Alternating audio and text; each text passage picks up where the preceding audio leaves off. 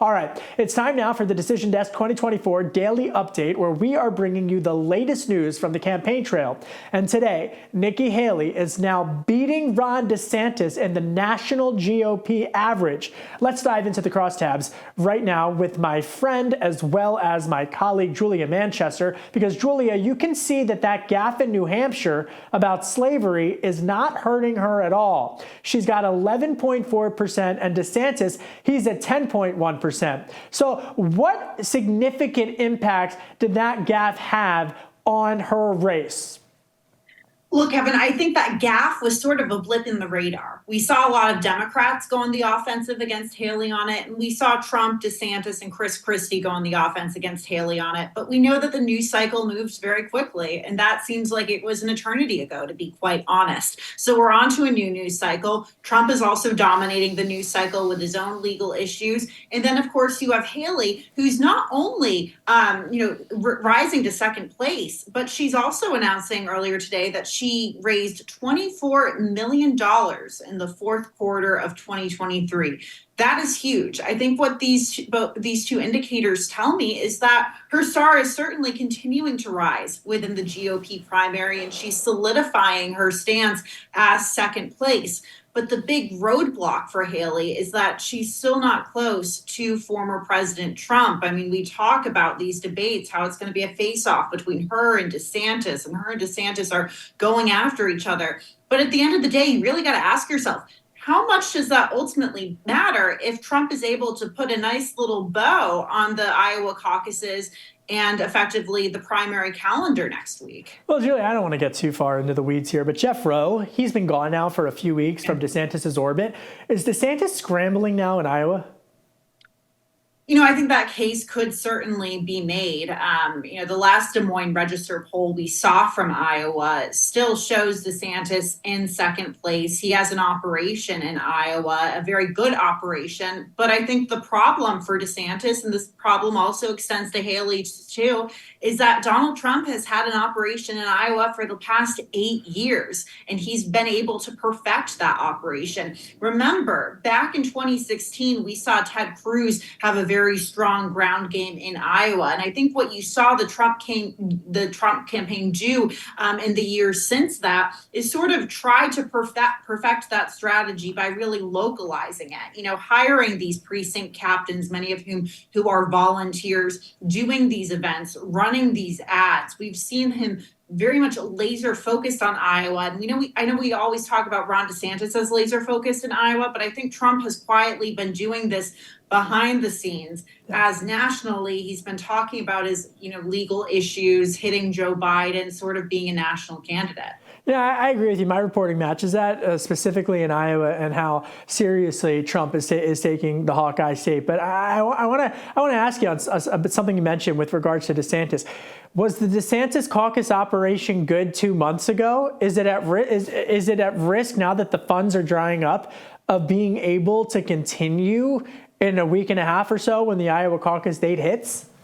Yeah, there's certainly a risk involved. And look, they've had a strong ground game in Iowa. They have the endorsement from Kim Reynolds, the governor of Iowa, who saw how much effort and emphasis he was putting into Iowa. So I think it was a strong operation, and it would be considered a strong operation if it weren't for Donald Trump. I mean, if we took Donald Trump out of this race, we would be looking at obviously a very different race, and Iowa would be looking a lot better for Ron DeSantis. But I've been saying this for quite some time right now. He's put all of his eggs in the Iowa basket, and his campaign is banking on getting enough momentum from Iowa to go into New Hampshire and essentially clean house there. But the problem with that is, as you know, Kevin, the Republican primary electorates or caucus electorates in Iowa and then New Hampshire, very, very different kinds of conservatives. So I'm curious to see if DeSantis does make it out of Iowa, how he plays in a state like New Hampshire, which is much less culturally conservative and more libertarian leaning.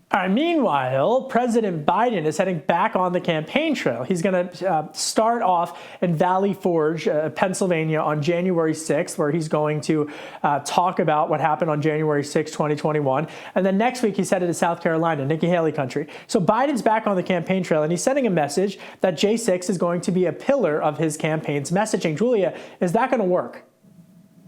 Look, I think for a while there were questions about whether that would work. But if you go back to the November 2023 elections in Virginia, we saw a lot of those Democratic candidates not only campaigning on abortion, but also on this issue of democracy and being anti-MAGA. So I think there is certainly that's certainly the Biden campaign potentially taking a page from that playbook. But he's also drawing a contrast with Donald Trump, as the Biden campaign would put it, the pro-democracy candidate or the pro-democracy incumbent. We saw him doing that 4 years ago in 2020 when he talked about how we were at the battle for the soul of the nation. So I think that's sort of a continuation of that. But another thing I'm observing with Biden going to Valley Forge to honor remember what happened on January 6th, then going to Mother Emanuel Church in Charleston, is that he's trying to be, in a way, the consoler in chief. And we know that that is a strength of Joe Biden. He's a very empathetic person. He's able to connect with people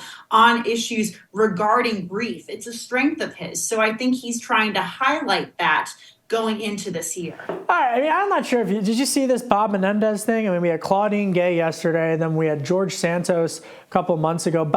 Senator Bob Menendez, a Democrat of New Jersey, indicted again for accepting illegal bribes from Qatar.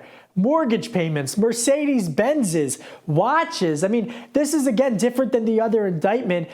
Julia, this is his third indictment. Third indictment, and also involving another foreign country.